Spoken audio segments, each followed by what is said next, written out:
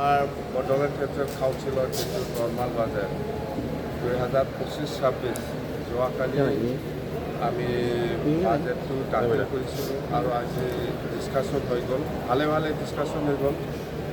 আৰু আমি যদিও আমি বিচৰা নিচিনা 2026-27 পইচাটো পাবলৈ সক্ষম হোৱা নাই, তথাপিও আমি যিমান যিখিনি পাইছে সেই পইচা দি আমি প্ৰত্যেক ডিপাৰ্টমেণ্টত যেনেকৈ প্ৰায়ৰিটি দি পেলাই আমি ভাগ কৰিছোঁ, সেইটো খুবেই ভাল হৈছে। আৰু আমি যিমান পাৰোঁ আমি চেষ্টা কৰিম এই 26-27 যিটো নৰ্মাল বাজেটৰ ডিপাৰ্টমেণ্টেল আমি এল'কেশ্যন কৰি পেলাই যিখিনি দিছে, চবে আমাৰ সকলে বা MCLA সকলে চবে মানে ছেটিছফাইড।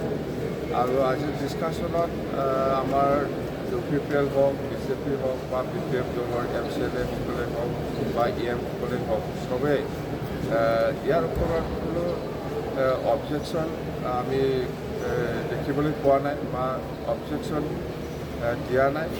বৰঞ্চ আমাক ছাজেষ্ট কৰিছোঁ যে এটলিষ্ট এডুকেশ্যন ছেক্টৰত বা এগ্ৰিকালচাৰ আৰু হেল্থ ছেক্টৰত আৰু যদি বাঢ়াব পাৰিলে হয় আৰু বেছি ভাল হ'লে হয়, এইখিনি ছাজেষ্ট আমাৰ তাত আহিছে। আৰু আমি কৈছোঁ যে যিহেতু আমি SD বাজেট পামেই, সেই হিচাপত আমি এইবাৰ নেক্সট যিটো SD আমাৰ তাত আহিব, এই পইচাটো আমি এডুকেশ্যন, হেল্থ আৰু এগ্ৰিকালচাৰ ছেক্টৰত আমি বেছিকৈ প্ৰায়ৰিটি দিম। আৰু বাকী ডিপাৰ্টমেণ্টবিলাককো আমি যেনেকৈ পাৰে আমি বঢ়াই দিয়াৰ কাৰণে আমি কথা দিছোঁ। আৰু বৰ্তমানত এটা কুৱেশ্যন আহিছে যে এই ছুপাৰ 50টো কণ্টিনিউ কৰিব না নাই, এনেকুৱা প্ৰশ্ন আহিছে। ছুপাৰ 50 বুলি নহয়, মুঠতে আমি উপেন্দ্ৰনাথ ব্ৰহ্ম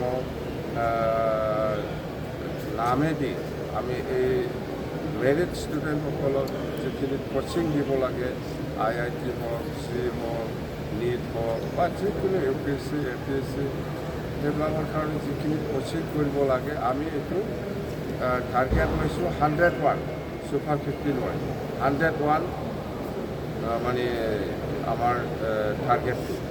এই হিচাপত আমি কৰিম। আৰু ইয়থসকলৰ যিটো গ্ৰেণ্ড চিনেট দিয়া, ইয়াৰ ওপৰত চবেই ছাজেষ্ট কৰিছে যে আগত যি হ'ল এইবাৰ যাহাতে যিসকলে পাবলৈ কাৰণে যোগ্যতা, এইসকলক এই ইয়থসকলৰ যিখিনি গ্ৰেণ্ড চিনেট দিয়া হ'ব, সেইটো দিলে বেছি ভাল হয়। আমিও একচেপ্ট কৰিছোঁ, আমিও আলোচনা কৰিছোঁ যে আগত যি হ'ল আগত আমি বেকাৰ ইয়থ ল'ৰা ছোৱালীসকলক যেনেকুৱা ধৰণৰ আমি বাছি পেলাই দিব লাগিছিল, সেইটো অলপ তাড়াতাড়ি হোৱাৰ কাৰণে কিছুমান ভুল হৈ গ'ল। কিন্তু এইবাৰ আমি এনেকুৱা নকৰিম যে সমষ্টি ৱাইজত আমি আগত যেনেকৈ দিছে এনেকৈয়ে আমি বাছনি কৰি পেলাই যাতে যিসকলে পাব লগা যোগ্যতা আছে এইসকলে যাতে বাদ নাযায়, তাৰ কাৰণে আমি ব্যৱস্থা কৰি আছোঁ।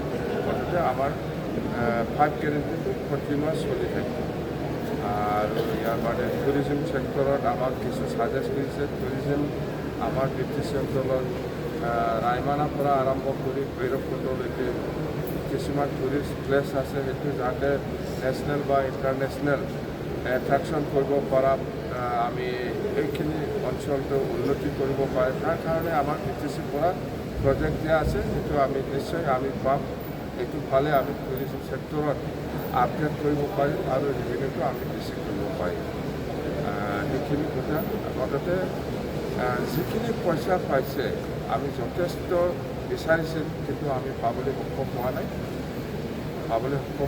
মুঠতে আমি যিখিনি আছে সেইটোতে যিমান পাৰে আমি ৰাইজৰ কাৰণে কাম কৰি যাবৰ কাৰণে আমাৰ সকলক আমি অনুৰোধ কৰিছোঁ, যাতে অলপ হ'লেও যিখিনি কাম হয় সেইটো কোৱালিটি হিচাপত কাম হয়।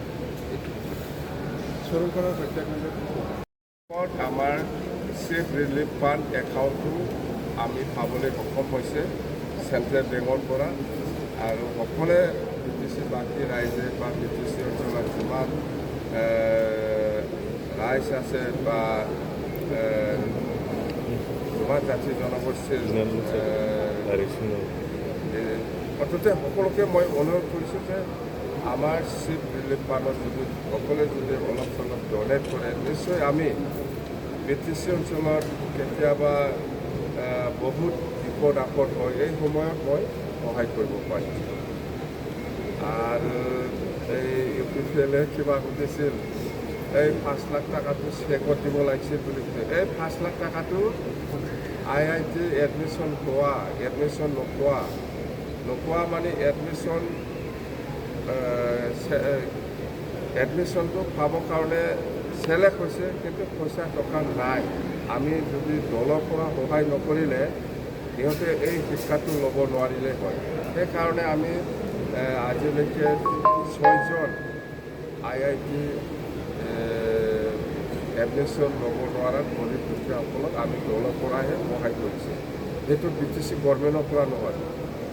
সুধিছিল BTC গভৰ্ণমেণ্টত কেলে চেক দিয়া নাই, কি কৰা নাই। BTC গভৰ্ণমেণ্টৰ পৰা এক পইচা দিয়া নাই।